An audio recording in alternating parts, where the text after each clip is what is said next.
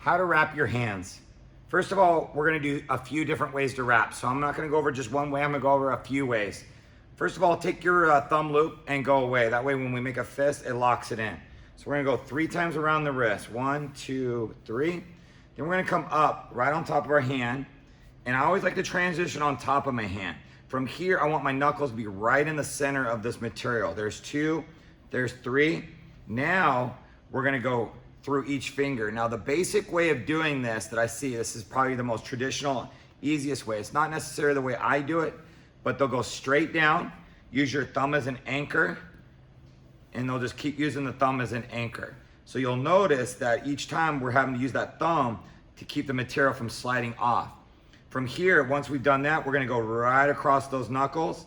We're gonna go right back around the wrist. And you can, if you choose to, you can come back up one more time, or you can just simply, for most people, they just finish off on their wrist. That's the first way. Just real simple, 3 around the wrist, 3 over the knuckles, and then in between each wrap going straight down.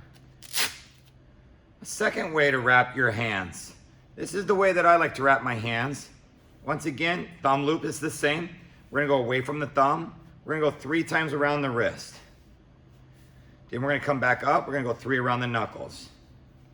This is where it becomes different. Instead of going straight down, we're gonna go in between and out the side. Reason we're gonna get into that, we're gonna go right there. We're gonna come right back out the side. We're gonna come right out the side of our pointer finger and our thumb every time. We're gonna go through the next finger, right around the side. From here, we're gonna go right back up, and we're gonna have a nice clean punching surface. Once again, from here, you can go ahead and finish off on your wrist. Now, the reason I like this one is you'll notice that once I turn my palm over, before we would go through a hand and we go right down. And for me, when I'm in a boxing glove or I'm shadow boxing, I make a fist. I just don't like all that material right here putting pressure on the base of my thumb. So I prefer to go through a finger and then quickly come out the side, avoid coming down the palm of my hand. At the end of the day, what I'm looking for is I want some good knuckle protection, okay? I wanna make sure that my knuckles are separated, and then I want a good security on my wrist so that when the glove, I'm gonna let the glove do most of the work, but right here I have a good secure hand wrap. That's a second way to do it.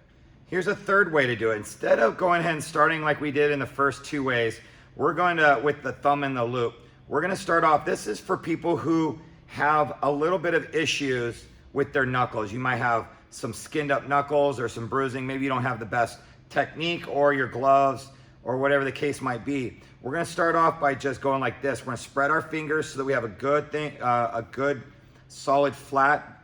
We're gonna take and go about 3 or 4 times. We're gonna create this padding.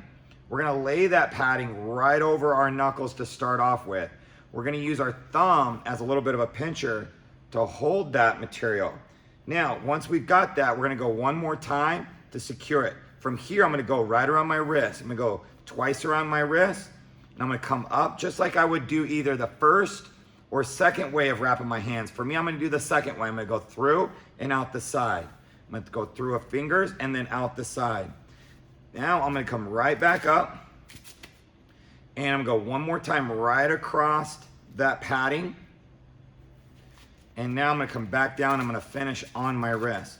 Now what's great about this one is you'll notice there's quite a bit of padding. I got a good chunk of padding right on those knuckles. So not only is my glove protecting my knuckles, I've got this all open underneath, and now I can still strike. I have a little extra cushion on those knuckles. Nothing's gonna affect me. If I have a little bit of a bigger boxing glove, that's gonna help tighten everything up. So when I'm making contact with that bag, I got a good clean punching surface. So those are 3 real basic, easy ways to wrap your hands. Now let's talk about wraps. They come in different lengths and different sizes. You'll notice that the ones that I have are from Title Boxing. They always come with this side down typically to let you know so that at the end, barring that you've gotten any overlap or upside down, at the end you'll have the Velcro right where it needs to be. These are 180 inch. They're called a Mexican style, which has a little bit of elasticity to them. So I like the Mexican style Title Boxing Club wraps. Now let's just say at the end of the wrap, you find yourself, because you went through all those knuckles, you made all those twists and those turns, and at the end of the wrap you go and you're done, and you notice that it's upside down. Okay, instead of unwrapping your hand, just unwrap it a little ways and then just flip it over and turn it upside down, and then you'll be able to secure it. Those are a couple tricks and trades there.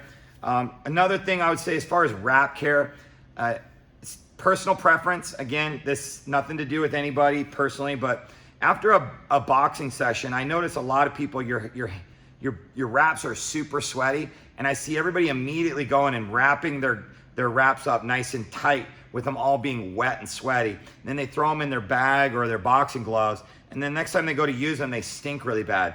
My suggestion is let these wraps air out. Just unravel them, let them air out. They only take about maybe 10 minutes to dry.